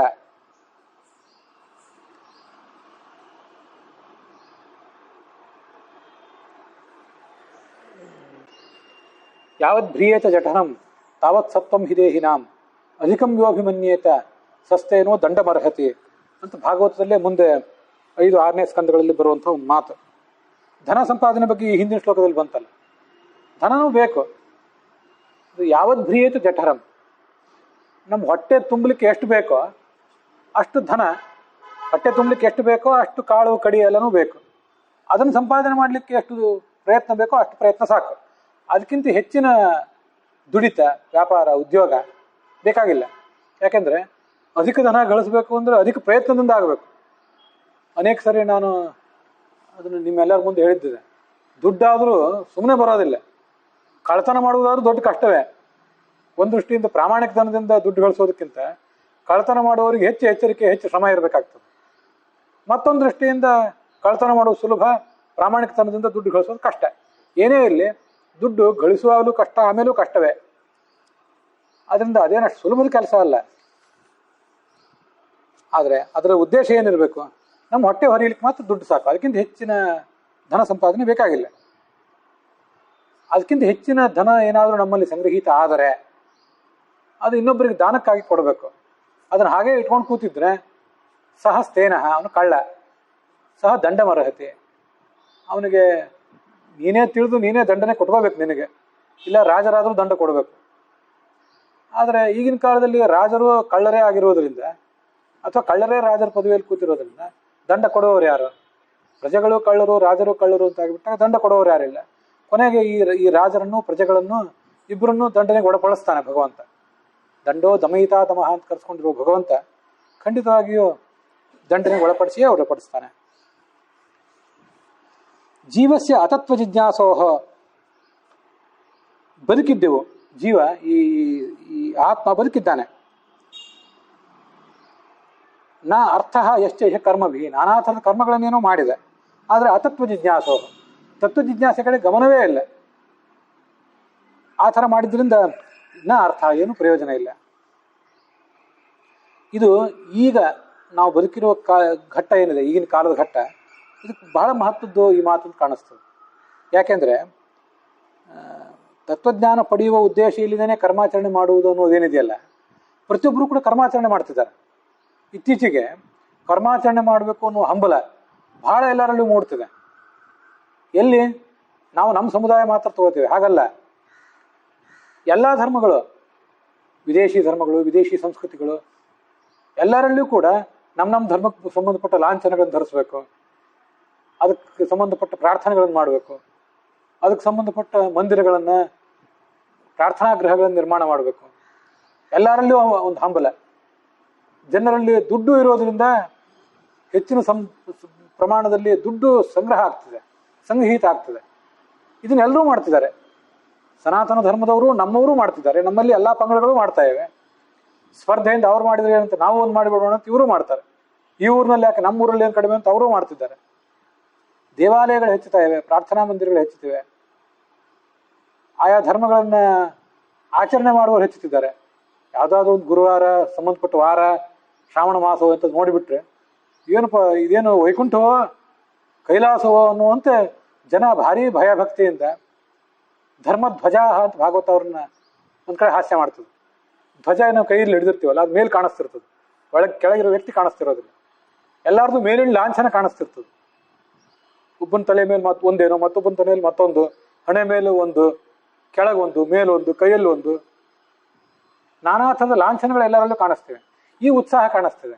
ಆದರೆ ಅದರಲ್ಲಿ ಬರೇ ಸನಾತನ ಧರ್ಮದವರಿಗೆ ಮಾತ್ರ ಅಂತಲ್ಲ, ಬೇರೆ ಯಾರಿಗಾದರೂ ತತ್ವವನ್ನು ತಿಳ್ಕೋಬೇಕು. ನಾವು ಯಾವ ಧರ್ಮಕ್ಕೆ ಸೇರಿದ್ದೀವಿ, ಆ ಧರ್ಮದ ಹಿಂದಿನ ಸಂದೇಶವಾಹಕರು ಅಥವಾ ಅಲ್ಲಿ ಯಾರೇ ಮಹಾತ್ಮರು ಕೊಟ್ಟ ತತ್ವಗಳನ್ನು ತಿಳ್ಕೋಬೇಕು ಅನ್ನೋ ಆಸಕ್ತಿ ಈ 4-6 ಪ್ರಧಾನ ಧರ್ಮಗಳನ್ನು, ಜಗತ್ತಿನಲ್ಲಿರೋ ಪ್ರಧಾನ ಧರ್ಮಗಳನ್ನೆಲ್ಲ ನೋಡಿದರೂ ಕೂಡ ಯಾರಿಗೂ ಅನ್ನಿಸ್ತಿಲ್ಲ.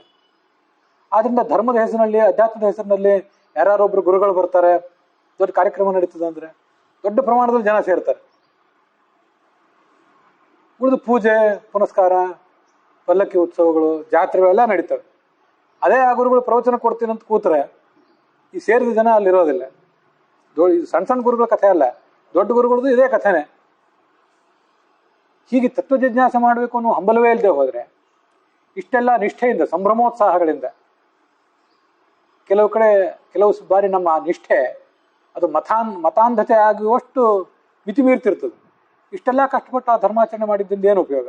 ಆ ತತ್ವವನ್ನೇ ತಿಳಿದೇ ಹೋದರೆ. ಆದ್ರಿಂದ ಧರ್ಮಾಚರಣೆ ಫಲ ಇಲ್ಲದಂತೆ ಆಗಿಬಿಡ್ತದೆ. ವದಂತಿ ತತ್ವವಿದ ತತ್ವಂ ಯಜ್ಞಾನಂ ಅದ್ವಯಂ ಬ್ರಹ್ಮೇತಿ ಪರಮಾತ್ಮೇತಿ ಭಗವಾನಿತಿ ಶಬ್ದತೆ. ಈ ಭಗವಂತನಿಗೆ ಬ್ರಹ್ಮ ಅಂತ ಹೆಸರಿದೆ, ಪರಮಾತ್ಮ ಅಂತ ಹೆಸರಿದೆ, ಅವನಿಗೆ ಭಗವಾನ್ ಅಂತ ಹೆಸರಿದೆ. ಬ್ರಹ್ಮ ಅಂದ್ರೆ ದೊಡ್ಡವನು ಅಂತ ಅರ್ಥ, ಗುಣಪೂರ್ಣ ಅಂತ ಅರ್ಥ. ಗುಣಪೂರ್ಣ ಅಂತ ಅರ್ಥ. ಮತ್ತೊಂದು ಕಡೆ, ಕೆಲವು ಕಡೆ ಬ್ರಹ್ಮಾಸವ ಜ್ಞಾನ ಬ್ರಹ್ಮಣಾತ್, ತಾನು ಅಪರಿಮಿತವಾದ ಜ್ಞಾನವನ್ನು ಪಡೆದವನಾದ್ದರಿಂದ ಅವನನ್ನು ಭಜನೆ ಮಾಡುವ ನಮಗೂ ಕೂಡ ಜ್ಞಾನವನ್ನು ಕೊಡುವವನಾದ್ದರಿಂದ ಅವನು ಬ್ರಹ್ಮ ಅಂತ ಹೇಳಿದ್ದಾರೆ. ಪರಮಾತ್ಮ, ಅವನು ಪರಮಾತ್ಮ, ನಾವೆಲ್ಲ ಆತ್ಮರು, ಅವನು ಪರಮಾತ್ಮ, ಅವನು ಭಗವಾನ್. ಐಶ್ವರ್ಯಸ್ಯ ಸಮಗ್ರಸ್ಯ, ಪೂರ್ಣವಾದ ಐಶ್ವರ್ಯ, ವೀರ್ಯ ಅಂದರೆ ಇನ್ನೊಬ್ಬರನ್ನ ಸದೆ ಬಡಿಯುವ ಸಾಮರ್ಥ್ಯ, ಯಶಸ್ಸು ಎಲ್ಲ ಕಡೆ ಹರಡಿದಂತಹ ಹೆಸರು, ಶ್ರೀ ಅಂದರೆ ಧನ ಕನಕಾದಿ ಸಂಪತ್ತು, ಜ್ಞಾನ ಮತ್ತು ವೈರಾಗ್ಯ, ಇದಕ್ಕೆ ಭಗ ಅಂತಾರಂತೆ. ಇದು ಉಳ್ಳವನೇ ಭಗವಾನ್. ಈ ಮೂರು ಹೆಸರುಗಳು ಭಗವಂತನಿಗೆ ಸಲ್ಲುವಂತಹ ಹೆಸರುಗಳು. ಈ ಭಗವಂತನನ್ನ ತತ್ವಜ್ಞಾನಿಗಳಾದವರು ತತ್ವ ಅನ್ನುತ್ತಾರೆ. ತತ್ವ ಅಂತ ಅವನಿಗೆ ಹೆಸರು. ಮತ್ತೆ ಅವನಿಗೆ ಅದ್ವಯ ಅಂತ ಹೆಸರು. ಯಾಕೆಂದ್ರೆ ಅಂಥವನು ಯಾರೂ ಇಲ್ಲ. ಅಂಥವ್ರು ಮತ್ತೊಬ್ಬ ಜಗತ್ತಿನಲ್ಲಿ ಯಾರಿದ್ದಾರೆ? ಯಾರೂ ಇಲ್ಲ. ಅವನಿಗೆ ಅವನೇ ಸಾಟಿ. ಆದ್ರಿಂದ ಆತ ಅದ್ವಯ ಮತ್ತು ಅವನು ಜ್ಞಾನ ಸ್ವರೂಪ. ಈಗ ಅವನನ್ನು ವರ್ಣನೆ ಮಾಡ್ತಾರೆ. ತಥಾಚ ಬಾಲ್ಯವೇ ಶ್ರುತಿ, ಭಾಗವತ ತಾತ್ಪರ್ಯ. ಅದ್ವಯಂ ಅಸಮಾಧಿಕಂ, ಅವನಿಗೆ ಸಮಾನನೂ ಇಲ್ಲ, ಅವನಿಗೆ ಅಧಿಕನಾದವನೂ ಇಲ್ಲ. ಸಹ ಪುರುಷ ಸೋದ್ವಯ ಇತಿ ನಶ್ಯೇನ ಅಭಿಕಶ್ಚನ ನಶ್ಯೇನ ಅತಿ ಕಶ್ಚನ. ಇವನಿಗೆ ಸಮಾನರೂ ಇಲ್ಲ, ಅತಿ ಕಶ್ಚನ, ಇವನನ್ನು ಮೀರಿದವರು ಕೂಡ ಯಾರೂ ಇಲ್ಲ. ಆದ್ದರಿಂದ ಆತ ಅದ್ವಯ. ಸೋದ್ವಯ ಪುರುಷಸ್ತಸ್ಮಾನ್ ನ ಸಮೋ ನಾಧಿಕೋ ಹ್ಯತಃ ಮಹಾಸಂಹಿತ. ಅವನು ಅದ್ವಯ ಯಾಕೆಂದ್ರೆ ಅವನಿಗೆ ಸಮಾನನಾದವರು ಅಧಿಕರಾದವರು ಯಾರೂ ಇಲ್ಲ. ಆದ್ರಿಂದ ಆತ ಅದ್ವಯ. ತತ್ವ ಅಂತೀವಿ. ತತ್ವ ಅಂದ್ರೆ ಏನು? ಅದನ್ನು ಅದೇ ಮಹಾಸಂಹಿತಾದಲ್ಲಿ ಹೇಳ್ತಾರೆ. ಅತೀತಾನಾಗತೆ ಕಾಲೇ ಯತ್ ತಾದೃಶ ಮುದೀರ್ಯತೆ ಕುತಶ್ಚಿದ್ ಅನ್ಯಥಾ ನೇಯಾತ್ ತತ್ ತತ್ವಂ ತತ್ವತೋ ವಿದುಹು ಅಂತ. ತತ್ವ ಅಂದರೆ ನಮ್ಗೆ ಗೊತ್ತಿರುವಂತೆ ತತ್ವಗಳು, ಪ್ರಕೃತಿ ತತ್ವ, ಮಹತ್ತತ್ವ, ಅಹಂಕಾರ ತತ್ವ. ತತ್ವ ಅಂದರೆ ಒಂದು ಪ್ರಿನ್ಸಿಪಲ್ ಅಂತ ಅರ್ಥ. ಒಂದು ಸಂಗತಿ, ಒಂದು ವಸ್ತು, ಅದಕ್ಕೆಲ್ಲದಕ್ಕೂ ತತ್ವ ಅಂತಾರೆ. ಯಥಾರ್ಥವಾದ ಸಂಗತಿ, ಪ್ರಮಾಣಗಳಿಂದ ಸಿದ್ಧವಾದಂಥ ಪ್ರೂವ್ಡ್ ಆದಂಥ ಒಂದು ಸಂಗತಿ, ಅದಕ್ಕೆಲ್ಲ ತತ್ವ ಅಂತಾರೆ. ಭಗವಂತನೂ ಒಂದು ತತ್ವ. ಯಾಕಂದ್ರೆ ಅವನು ಪುರುಷ ತತ್ವ. ಪ್ರಕೃತಿ ಮುಂದೆ ಲಕ್ಷ್ಮಿ, ಅದೊಂದು ತತ್ವ. ಮಹತ್ತತ್ವ, ಅಹಂಕಾರ ತತ್ವ, ಹೀಗೆಲ್ಲ ಅನೇಕ ತತ್ವಗಳಿವೆ. ಆ ಭಗವಂತನನ್ನ ತತ್ವ ಅಂತ ಹೇಳುವುದು ಪ್ರಮಾಣದಿಂದ ಸಿದ್ಧವಾದ ತತ್ವ, ಸತ್ಯವಾದ ತತ್ವ, ಪರಮ ಸತ್ಯ ಅದು ಅಂತ ಅಷ್ಟೇ ಅರ್ಥದಲ್ಲಲ್ಲ. ಸತ್ಯ ಅಂತ ಅನ್ನೋದಕ್ಕೆ ಮತ್ತೂ ಒಂದು ಅರ್ಥ ಇದೆ. ಅದೇನು ಅರ್ಥ ಅಂದರೆ ಹಿಂದು, ಇಂದು, ಮುಂದು ಯಾವ ಕಾಲದಲ್ಲಿಯೂ ಕೂಡ ಅದು ಒಂದೇ ಥರ ಇದೆ. ಅದರಲ್ಲಿ ಏಳಿಲ್ಲ ಬೀಳಿಲ್ಲ. ನಕರ್ಮಣ ವರ್ಧತೆ ನೋಕನೀಯ. ಏನೋ ಮಾಡಿತ್ತು, ಅದರಿಂದ ಒಂದೇನೋ ಹೆಚ್ಚಿಂದೇನೋ ಪಡ್ಕೊಂಡಿತ್ತು ಆ ಬ್ರಹ್ಮ, ಮತ್ತೇನೋ ಮಾಡೋದನ್ನು ಬಿಟ್ಟಿತ್ತು, ಅದಕ್ಕೆ ಕೊರತೆ ಕಾಡಿತ್ತು, ಅದೇನೂ ಇಲ್ಲ.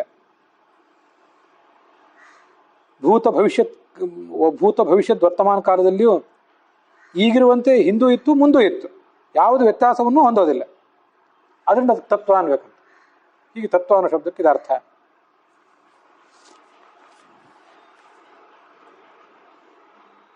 ಸತ್ತಾ ಮಾತ್ರಂ ತು ಯತ್ಕಿಂಚಿತ್ ಸದಸಚ್ಚ ಅವಿಶೇಷಣಂ ಉಭಾಭ್ಯಾಂ ಭಾಷ್ಯತೆ ಸಾಕ್ಷಾತ್ ಭಗವಾನ್ ಕೇವಲ ಸ್ಮೃತಃ ಅಂತ ಮುಂದಿನ ಶ್ಲೋಕ.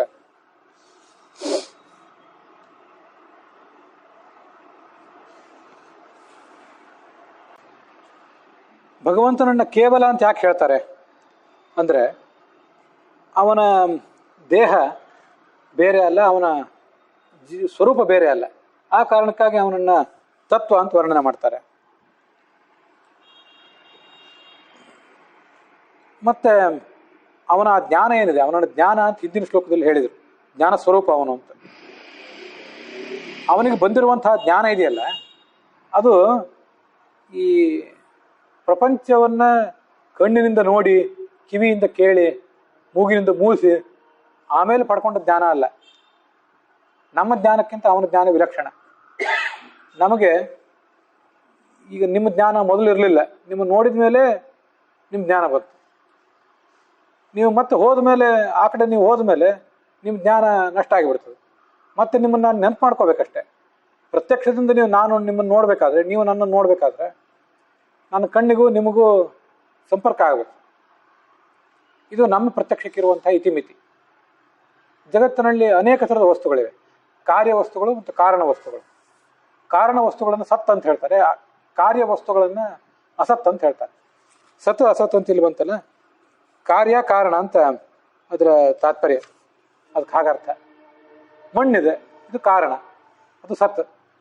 ಕಾರ್ಯ ಗಡಿಗೆ, ಅದು ಅಸತ್ ಅಂತ. ಹೀಗೆ ಮೂಲಭೂತವಾಗಿ ವಿಚಾರ ಮಾಡಿದರೆ ಪ್ರಕೃತಿ ತತ್ವ ಅದು ಸತ್, ಅದು ಎಲ್ಲದಕ್ಕೂ ಕಾರಣ.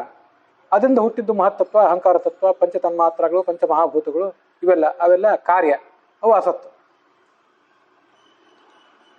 ವಿಶೇಷವಾಗಿ ಪೃಥ್ವಿ, ಅಪ್ಪು, ತೇಜಸ್ಸು ಇದನ್ನೂ ಹೇಳಿದರೆ, ಪೃಥ್ವಿ, ಅಪ್ಪು, ತೇಜಸ್ಸು ಈ ಮೂರು ನಮಗೆ ಒಂದು ಮೂರ್ತವಾದ ಆಕಾರ ಇರುವಂಥದ್ದು, ನೋಡ್ಲಿಕ್ಕೆ ಸಿಗ್ತವೆ, ಅದರಿಂದ ಇವು ಸತ್.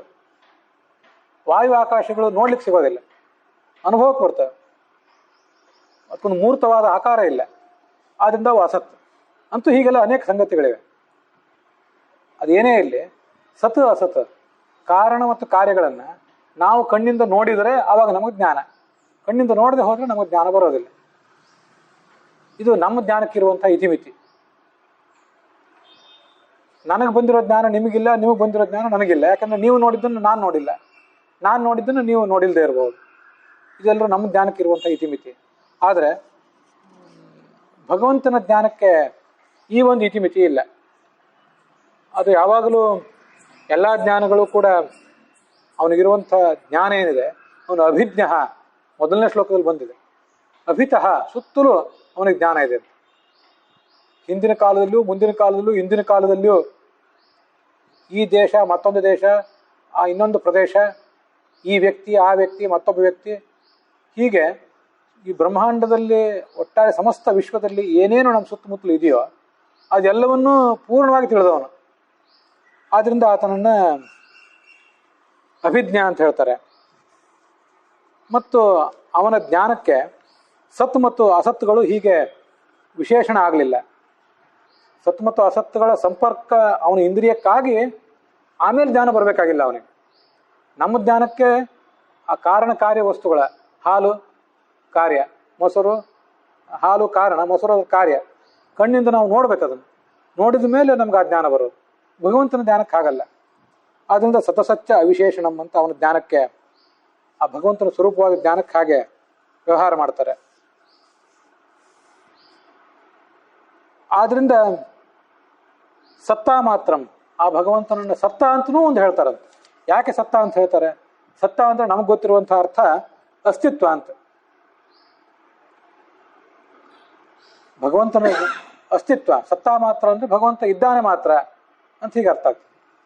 ಭಗವಂತ ಇದ್ದಾನೆ ಮಾತ್ರ ಅಂತ ಹೇಳಿ ಲಾಭ ಏನಿಲ್ಲ. ಭಗವಂತ ಇಲ್ಲ ಅಂತ ಯಾರು ಪ್ರಶ್ನನೂ ಮಾಡಲಿಲ್ಲ. ಅಂದ್ರೆ ಭಗವಂತ ಇದ್ದಾನೆ ಅಂದ್ರೆ ಅರ್ಥ ಏನಾಗಾದ್ರೆ? ಸತ್ತ ಅಂತಂದ್ರೆ ಅದಕ್ಕೆ ಭಾಗವತ ತಾತ್ಪರ್ಯದಲ್ಲಿ ವ್ಯಾಖ್ಯಾನ ಇದೆ. ಸತ್ತ ಮಾತ್ರ ಅಂದ್ರೆ ಆನಂದ ಮಾತ್ರಂ. ಇರುವುದು ಅಂದ್ರೆ ಹೇಗಿದ್ದೀರಿ ಅಂತ ನಾವು ಕೇಳ್ತೀವಲ್ಲ, ಇದ್ದೀವಿ ಅಂತ ಅಂತಿರ್ತಾರೆ. ಆ ಇರುವುದು ಅಂದ್ರೆ ಚೆನ್ನಾಗಿರೋದು ಅಂತಾನೆ ಅರ್ಥ. ನೀವು ಹೇಗಿದ್ದೀರಿ ಅಂತ ನಿಮ್ಮನ್ನು ಕೇಳುವ ಉದ್ದೇಶ ಚೆನ್ನಾಗಿದ್ದೀರಿ ತಾನೆ ಅಂತಾನೆ. ಕೆಟ್ಟದಾಗಿದ್ದೀರಿ ತಾನೆ ಅಂತ ಯಾರು ಕೇಳುವುದು ಉದ್ದೇಶ ನಮ್ದೇನು ಇರೋದಿಲ್ಲ. ಕೆಲವು ಬಾರಿ ನಿಮ್ಗೆ ಅನಾರೋಗ್ಯ ಆದಾಗ ಬಂದು ಹೇಗಿದ್ದೀರಿ ಅಂತ ಕೇಳ್ಬೋದು. ಇನ್ ಜನರಲ್ ಸಾಮಾನ್ಯವಾಗಿ ಹೇಗಿದ್ದೀರಿ ಅಂತ ಕೇಳಿದ್ರೆ ಚೆನ್ನಾಗಿದ್ದೀರಿ ತಾನೆ ಅಂತಾನೆ ಅರ್ಥ. ಇರುವುದು ಅಂದ್ರೆ ಚೆನ್ನಾಗಿರೋದೆ.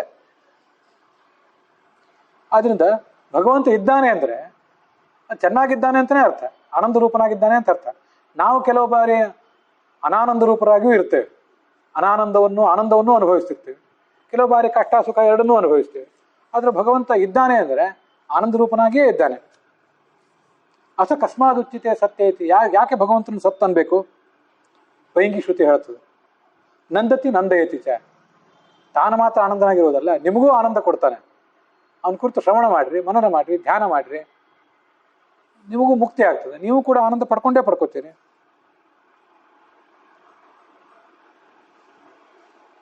ಈ ಕಾರಣದಿಂದ ಅವನ್ನ ಸತ್ ಅಂತ ಹೇಳ್ತಾರೆ. ಉಭಾಭ್ಯಾಂ ಭಾಷ್ಯತೆ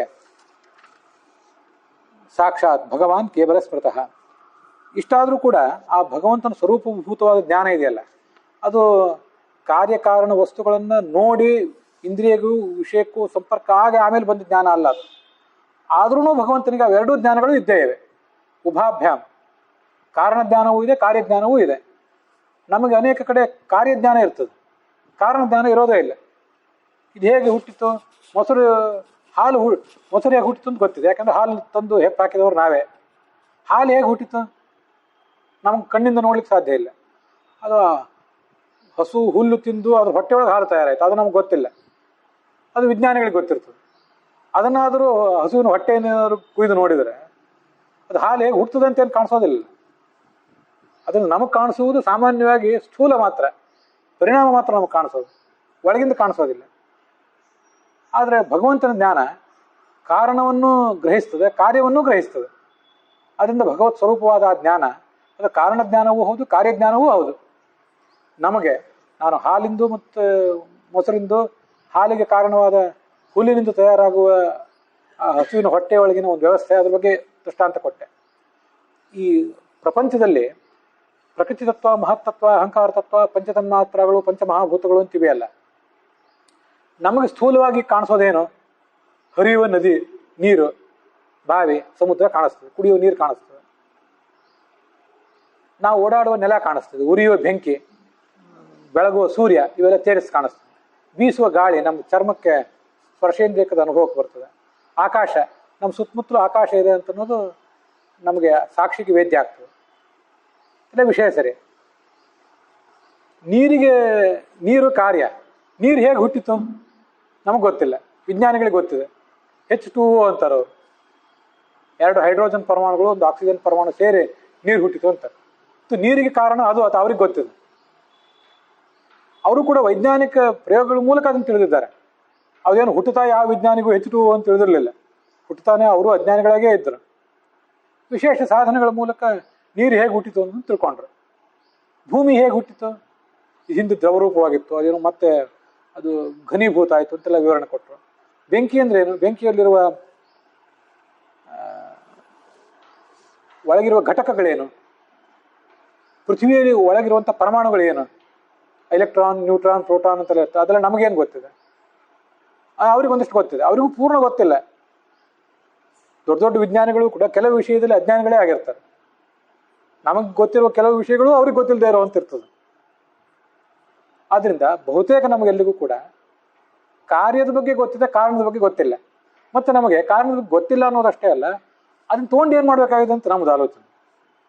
ನಮಗೆ ಬೇಕಾಗಿರೋದು ಉಣ್ಣುವ ಆಹಾರ ಮಣ್ಣಿನಿಂದ ಬೆಳೀತದೆ. ಚಿಕ್ಕ ಮಕ್ಕಳಿಗೆ ಉಣ್ಣುವ ಆಹಾರದ ಬಗ್ಗೆ ಗಮನ ಇರ್ತದೆ.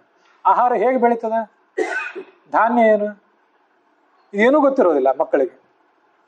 ದೊಡ್ಡವರು ಆದಂತೆ ಆ ಧಾನ್ಯಗಳೆಲ್ಲ ಭೂಮಿಯಲ್ಲಿ ಬೆಳಿತವೆ, ಅದನ್ನು ಬಿತ್ತಬೇಕಾಗ್ತದೆ, ನೀರು ಬೇಕಾಗ್ತದೆ ಅನ್ನೋದೆಲ್ಲ ಗೊತ್ತಿರ್ತದೆ. ಚಿಕ್ಕ ಮಕ್ಕಳಿಗೆ ಅದೂ ಗೊತ್ತಿರೋದಿಲ್ಲ. ದೊಡ್ಡ ಮಕ್ಕಳ ಆದಮೇಲೂ ಕೂಡ ಆ ಭೂಮಿಯ ಒಳಗೆ ಏನೇನು ಕ್ರಿಯೆ ನಡೀತವೆ, ರಾಸಾಯನಿಕ ಕ್ರಿಯೆಗಳು ಏನು ನಡೀತವೆ, ಸೂರ್ಯನ ಬೆಳಕು ಹೇಗಬೇಕು, ದ್ಯುತಿ ಸಂಶ್ಲೇಷಣ ಕ್ರಿಯೆ, ಸೂರ್ಯನ ಬೆಳಕಿನಿಂದ ಅಲ್ಲಿ ಸಸ್ಯದಲ್ಲಿ ಹುಟ್ಟುವ ಬಣ್ಣ, ಆಗುವ ಬದಲಾವಣೆಗಳು, ಅದೆಲ್ಲ ನಮ್ಗೇನು ಗೊತ್ತಿದೆ? ಏನೂ ಗೊತ್ತಿಲ್ಲ. ಮತ್ತು ಗೊತ್ತಿಲ್ಲ ಅನ್ನೋದಷ್ಟೇ ಅಲ್ಲ, ಅದನ್ನು ತೊಗೊಂಡು ನಮಗೇನಾಗಬೇಕಾಗಿದೆ ಅಂತೇವೆ. ಹೊಟ್ಟೆ ತುಂಬಿದ್ರೂ ಸಾಕು, ನಮ್ಮ ಕೆಲಸ ಏನಿದೆ ಅಷ್ಟಾದರೂ ಸಾಕು ಅಂತೇವೆ. ಯಾಕೆಂದರೆ ನಾವೇನು ಜಗತ್ತನ್ನು ಸೃಷ್ಟಿ ಮಾಡಬೇಕಾಗಿಲ್ಲ, ಪಾಲಿಸ್ಬೇಕಾಗಿಲ್ಲ. ನಾಶ ಮಾಡುವ ಒಂದು ದುಷ್ಟತನ ಮಾತ್ರ ಚೆನ್ನಾಗಿ ರೂಢಿಸ್ಕೊಂಡಿದ್ದೇವೆ. ಆದರೆ ಭಗವಂತ ಜಗತ್ತನ್ನು ಪಾಲಿಸಬೇಕಾಗಿದೆ, ಅದನ್ನು ಸೃಷ್ಟಿಸಿದ್ದಾನೆ, ಪಾಲಿಸಬೇಕಾಗಿದೆ, ನಾಶಪಡಿಸಬೇಕಾಗಿದೆ. ಉತ್ಪತ್ತಿ ಸ್ಥಿತಿ ಸಂಹಾರ, ಅದನ್ನು ಆಳಬೇಕಾಗಿದೆ. ಜಗತ್ತಿಗೆ ಜ್ಞಾನ ಅಜ್ಞಾನಗಳನ್ನು ಕೊಡಬೇಕಾಗಿದೆ. ಬಂಧ ಕೊಟ್ಟವನು ಅವನೇ, ಬಂಧದಿಂದ ಸಂಸಾರ ಬಂಧವನ್ನು ಕೊಟ್ಟವನು ಅವನೇ, ಬಂಧನದಿಂದ ಮುಕ್ತರನ್ನಾಗಿ ಮಾಡುವವನು ಅವನೇ. ಇಷ್ಟೆಲ್ಲ ಮಾಡಬೇಕಾದ್ರೆ ಅವನಿಗೆ ಕಾರಣ ಕಾರ್ಯ ಎಲ್ಲದೂ ಜ್ಞಾನ ಇರಬೇಕು. ಪ್ರಕೃತಿಯ ಜ್ಞಾನ ಅವನಿಗಿರಬೇಕು. ಯಾಕೆಂದ್ರೆ ಅವನು ಪುರುಷನಾದ ಅವನಿಗೆ ತನ್ನ ಪ್ರಕೃತಿ ಅಂದರೆ ತನ್ನ ಪತ್ನಿಯ ಜ್ಞಾನ ಅವನಿಗಿರಬೇಕು. ತನ್ನ ಮಕ್ಕಳು ಮೊಮ್ಮಕ್ಕಳು ಮಹತ್ತತ್ವ ಅಹಂಕಾರ ತತ್ವಗಳ ಜ್ಞಾನವು ಕೂಡ ಅವನಿಗೆ ಸಹಜವಾಗೇ ಇರ್ತದೆ. ತಂದೆಗೆ ಮಕ್ಕಳು ಮೊಮ್ಮಕ್ಕಳು ಮರಿಮಕ್ಕಳು ಗಿರಿಮಕ್ಕಳ ಜ್ಞಾನ ಎಲ್ಲ ಅವನು ಬದುಕಿದ್ರೆ ಆಗುವಂತೆ. ಇವನು ಅನಾದಿ ಕಾಲದಿಂದಲೂ ಬದುಕೇ ಇದ್ದಾನೆ, ಅನಂತ ಕಾಲದವರೆಗೂ ಇರ್ತಾನೆ. ಅದರಿಂದ ಎಲ್ಲ ಕಾರಣಗಳ, ಎಲ್ಲ ಕಾರ್ಯಗಳ, ಎಲ್ಲ ವ್ಯಕ್ತಿಗಳ ಭಾಗವತದಲ್ಲಿ ಮುಂದೆ ಹೇಳ್ತಾರೆ, ದ್ರವ್ಯಂ ಕರ್ಮಚ ಕಾಲಶ್ಚ ಸ್ವಭಾವೋ ಜೀವ ಏವವ ಯದ್ ಅನುಗ್ರಹತ ಸಂತಿ ಯದನ್ ನಸಂತಿ ಯದುಪೇಕ್ಷೆಯ. ದ್ರವ್ಯ ಎಲ್ಲ ಜಡವಸ್ತುಗಳು, ಕರ್ಮ ಎಲ್ಲ ಕಡೆ ಆಗುವ ಕೆಲಸಗಳು, ಕರ್ಮಚ ಕಾಲಶ್ಚ ಕಾಲ, ಸ್ವಭಾವ ಜೀವರ ಸ್ವಭಾವ, ಜೀವ ಏವ ಸ್ವಯಂ ಜೀವ ಯದ್ ಅನುಗ್ರಹತ ಸಂತಿ, ಯಾವ ಭಗವಂತ ಅನುಗ್ರಹ ಮಾಡಿದ್ರಿಂದ ಇವಿವೆ. ಅವನ ಅನುಗ್ರಹ ತಪ್ಪಿ ಹೋದ್ರೆ ಯಾವ ಕ್ಷಣವೂ ಇರೋದೇ ಇಲ್ಲ ಇವು. ಅನುಗ್ರಹ ಮಾಡಬೇಕಾದ್ರೆ ಅವನಿಗೆ ಇದೆಲ್ಲ ಗೊತ್ತಿರಬೇಕಲ್ಲ, ಏನಂತ ಗೊತ್ತಿದ್ರೆ ಅನುಗ್ರಹ ಮಾಡ್ಯಾರ. ಆದ್ರೆ ಈ ಥರ ಅನುಗ್ರಹ ಮಾಡ್ಲಿಕ್ಕೆ ಬೇಕಾದಂತಹ ಜ್ಞಾನ, ಎಲ್ಲ ಕಾರಣಗಳ ಎಲ್ಲ ಕಾರ್ಯಗಳ ಅತಿ ಸೂಕ್ಷ್ಮವಾದಂತಹ ಜ್ಞಾನವೂ ಅವನಿಗಿದ್ದೇ ಇದೆ. ಈ ಕಾರಣಕ್ಕಾಗಿ ಆತ ಅಭಿಜ್ಞ. ಮೊದಲನೇ ಶ್ಲೋಕದಲ್ಲಿ ಅರ್ಥೇಶು ಅಭಿಜ್ಞ, ಎಲ್ಲ ವಸ್ತುಗಳ ಬಗ್ಗೆನೂ ಅವನಿಗೆ ಅಭಿಜ್ಞಾ ಇದೆ ಅಂತ ಬಂದಿತ್ತಲ್ಲ, ಅದರ ವಿವರಣ ಈಗ ನಾವು ಇಲ್ಲಿ ನೋಡಿದ್ದೇವೆ. ಅದಕ್ಕಾಗಿ ಅದನ್ನ ಆ ಭಗವಂತನ ಉಭಾಭ್ಯಾಂ ಭಾಷ್ಯತೆ, ಕಾರಣ ಜ್ಞಾನ ಉಳ್ಳವನು ಕಾರ್ಯಜ್ಞಾನ ಉಳ್ಳವನು ಅಂತ ಎರಡು ರೀತಿಯಿಂದ ಹೇಳ್ತಾರೆ. ಅವನೇ ಭಗವಾನ್ ಅಂದ್ರೆ ಅಲ್ಲಿ ಜ್ಞಾನ ವೈರಾಗ್ಯವೂ ಸೇರಿದೆ ಭಗವಾನ್ ಎಂಬುದರಲ್ಲಿ. ಅವನೇ ಕೇವಲ, ಏನಂ ಕೇವಲ ಆತ್ಮಾನಂ ನಿಷ್ಕ್ರಿಯತ್ವಾದ್ ವದಂತಿ ಅಂತ ಮತ್ತೊಂದು ಕಡೆ ಭಾಗವತ ತಾತ್ಪರ್ಯ ಇದೆ. ಕೇವಲ ಅಂದ್ರೆ ಅವನ ದೇಹಕ್ಕೂ ಅವನಿಗೂ ಭೇದ ಇಲ್ಲ ಅನ್ನೋದು ಒಂದರ್ಥ, ಮತ್ತು ಅವನು ನಿಷ್ಕ್ರಿಯ, ಪ್ರಾಕೃತ ಕ್ರಿಯಾರಹಿತ. ಇಷ್ಟೆಲ್ಲ ಜಗತ್ತಿನ ಸೃಷ್ಟಿ ಪಾಲನ ನಾಶ ಮಾಡಿದರೂ ಕೂಡ ಅವನು ಪ್ರಾಕೃತ ಕ್ರಿಯಾರಹಿತನಾದ್ರಿಂದ ಅವನು ನಿಷ್ಕ್ರಿಯ ಅಂತಾರೆ. ಆದ್ರಿಂದ ಆತ ಕೇವಲ. ಸಭವಾನ್ ಕೇವಲೋ ಹರೇ ಅಂತ ಇನ್ನೊಂದು ಕಡೆ ಬಂದಿದೆ. ಹೀಗೆ ಆ ಭಗವಂತನ ಸ್ತೋತ್ರ ಇದೆ. ಅಲ್ಲಿಗೆ ಆ 1ನೇ ಸ್ಕಂದದ 2ನೇ ಅಧ್ಯಾಯದ 12ನೇ ಶ್ಲೋಕ ಸಮಾಪ್ತವಾಗಿದೆ. ಇವತ್ತಿನ ಭಾಗವೂ ಕೂಡ ಸಮಾಪ್ತವಾಗಿದೆ.